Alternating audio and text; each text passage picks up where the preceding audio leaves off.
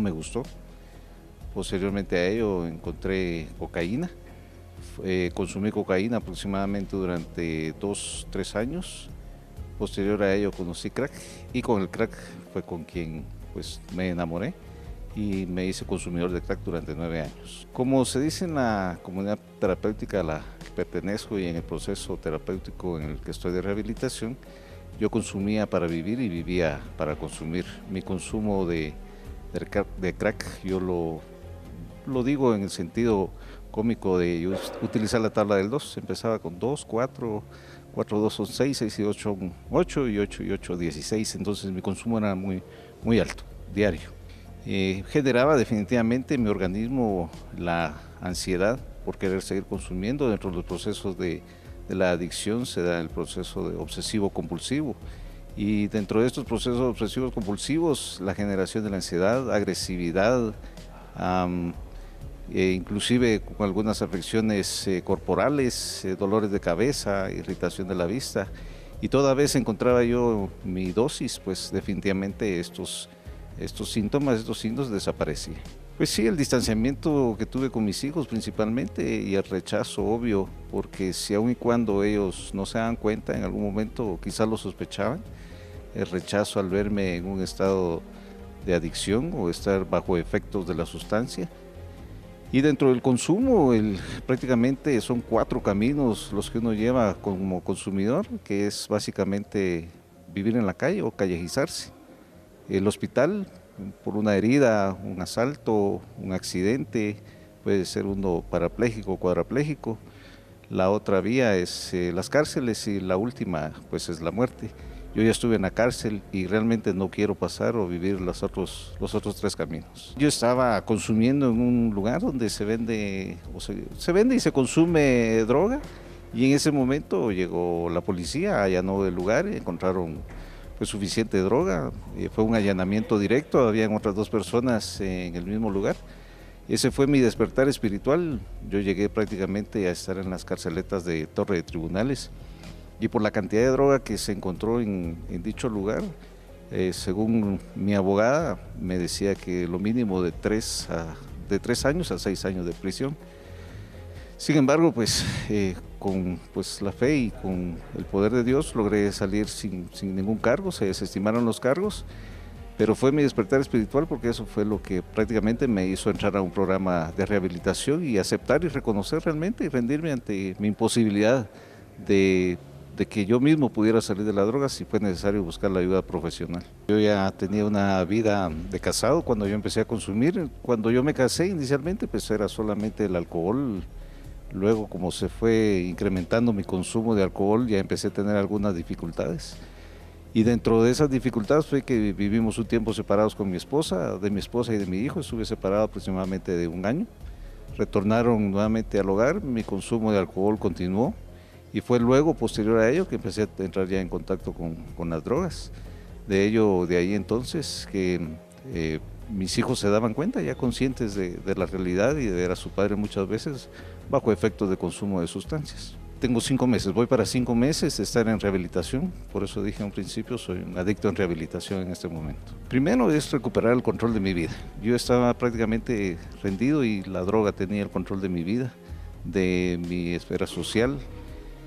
Y hoy, pues gracias al programa, yo puedo ya tener el control de mi vida, de la vida de mis hijos. Primero tuve que tomar el control de mí mismo, recuperar nuevamente mi autoestima, mis tomas de decisiones, trabajar en mis defectos de carácter principalmente. En consumo yo era una persona deshonesta, con un alto falso orgullo, y hoy pues a Dios gracias ya puedo trabajar, es ya ser una persona más funcional. Ya los defectos de carácter los estoy transformando en unas virtudes, y estas son pues la honestidad, la humildad, la obediencia y la paciencia.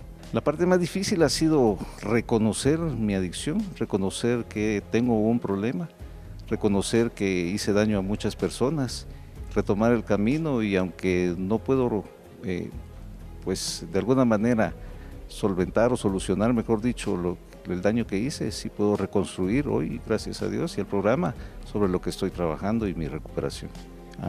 De alguna manera sí, y digo sí con mucha propiedad, porque Si yo no hubiera conocido las drogas, realmente estuviera en la calle con muchos de mis defectos de carácter muy incrementados.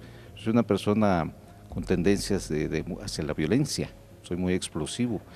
Hoy ya puedo trabajar en eso, he podido trabajar en eso, he podido contener esa explosividad. Si yo no hubiera conocido el mundo de las drogas, no hubiera conocido mi proceso de rehabilitación y por lo tanto no pudiera estar trabajando en mis defectos de carácter. Y estos son los que a mí me hicieron de alguna manera entrar al mundo de las drogas.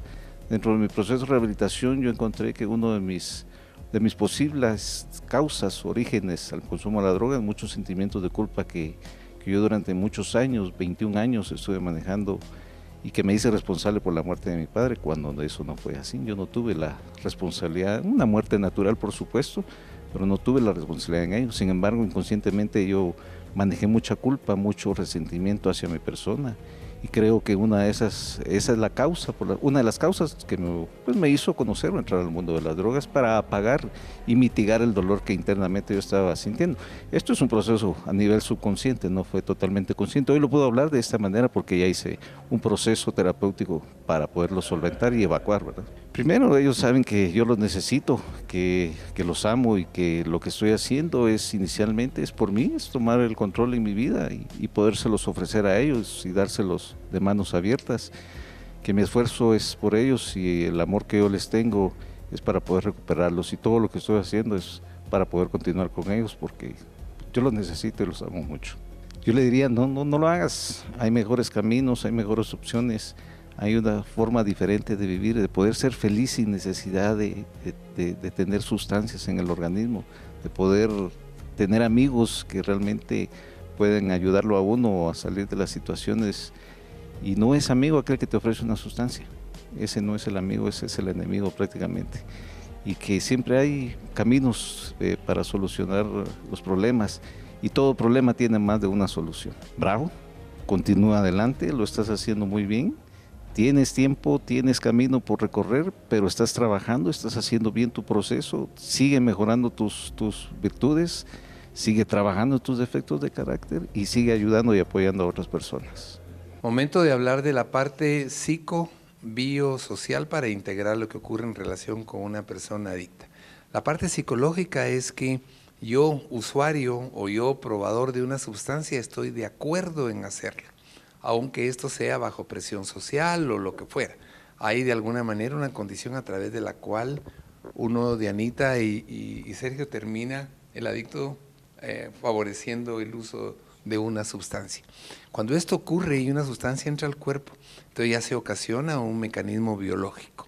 El adicto desarrolla dentro del cuerpo una sustancia que vamos a explicarles, que se aloja como un neurotransmisor. Los neurotransmisores son como la adrenalina de su corazón.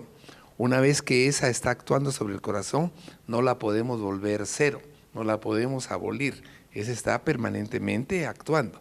Y una persona que desarrolló esa condición en el cerebro, que se llama THIQ, y que está muy bien comprobado en alcohólicos, no desaparece jamás. No hay cirugía, no hay medicamento químico para ella. Y eso es lo que hace que una persona cuando bebe continúa con una y otra porque no lo puede abolir. Y la parte social es que esto se hace para tener una conducta diferente. La gente bebe, según ella, para estar más alegre o tener de alguna manera alguna connotación diferente. Y no digamos en otras sustancias como marihuana, cocaína, que vamos más adelante a platicar de ellas.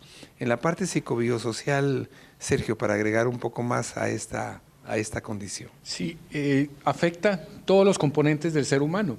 A nivel biológico, pues afecta a todos los diferentes órganos del cuerpo. En lo psicológico hablamos de una enfermedad de las emociones. En la adicción se tiene poco control sobre las emociones. Consumo por euforia, porque ganó el Barça, o por tristeza, porque ganó el Real. Entonces, de una u otra manera, el Barça gana de todas formas, sí. De todas formas, es poco control de las emociones, muy poco control de los impulsos, muy poca tolerancia a la frustración, y todo esto tiene que ver con las emociones. Y luego, hablando en lo social, pues no necesariamente estamos hablando de familias desintegradas, sino estamos hablando más de familias disfuncionales, que es diferente. Y también dentro de lo social, en lo macrosocial, tenemos todo un ambiente en donde hoy hay mucha disponibilidad de sustancias, que eso es que hay sustancias, y mucha accesibilidad a sustancias, que es que hay recursos económicos con los cuales comprarlas. Y a mí me gustaría agregar y meter en el tema, yo sé que estamos hablando académicamente, pero para mí el componente espiritual también es bien necesario meterlo, porque al final para siendo una enfermedad biopsicosocial y espiritual. Claro. No hay área que no esté de alguna manera desprotegida, ¿verdad? El adicto termina teniendo fallo psicológico, biológico, social, familiar, laboral, emocional, espiritual, a pesar de que todas esas áreas se van de alguna manera afectando, el paro del proceso adictivo se hace difícil. En la parte esta que abordábamos, Diana, ¿qué otra cosa incorpora toda esta bagaje de experiencia y conocimiento que tú tienes en otras maneras de ver la adicción? También en el área emocional, pues vemos que estas emociones se dan también por creencias. Hay muchas creencias detrás de todas estas emociones. Es decir, también por qué la persona, hay que buscar por qué la persona busca esta adicción.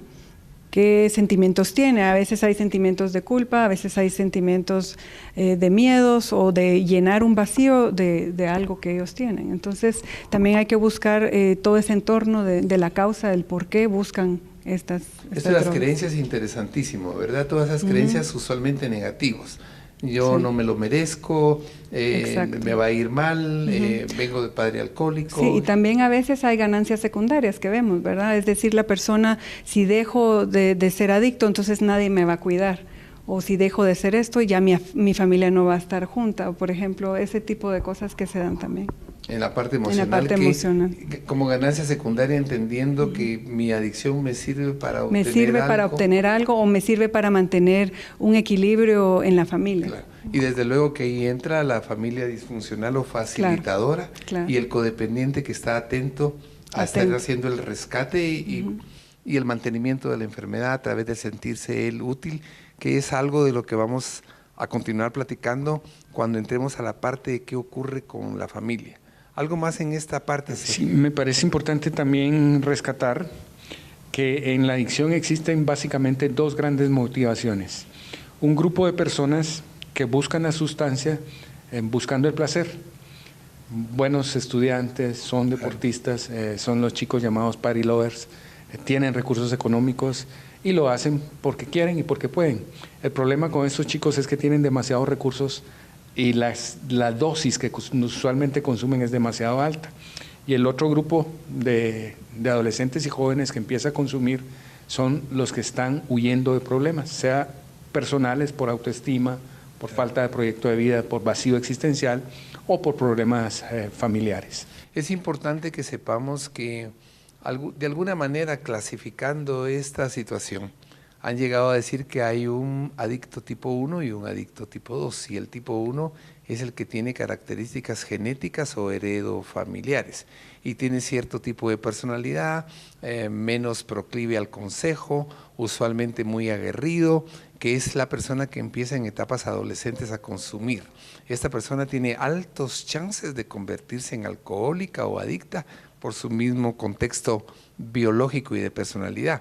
Imagínense ustedes que estas personas tienen gran capacidad enzimática para desdoblar el alcohol, pero eso los hace confiarse. Y entonces la droga, el alcohol o la sustancia se va acumulando hasta que se desarrolla ese compuesto que platicamos. Y luego está el tipo 2, que es más bien ambiental. Y son las personas que todos conocemos, se desarrollan con nosotros, tienen una actividad, digámoslo así, más discreta. Y de repente arriba de 20 y pico de años prueban en la primera fiesta o alguna sustancia y encuentran ellos esta parte del placer que tú describes. Se ha comprobado que estas personas tienen un poco más de chances de parar que el otro grupo de pacientes que empiezan en etapas muy, muy tempranas. Sí, y de hecho hay estudios que muestran que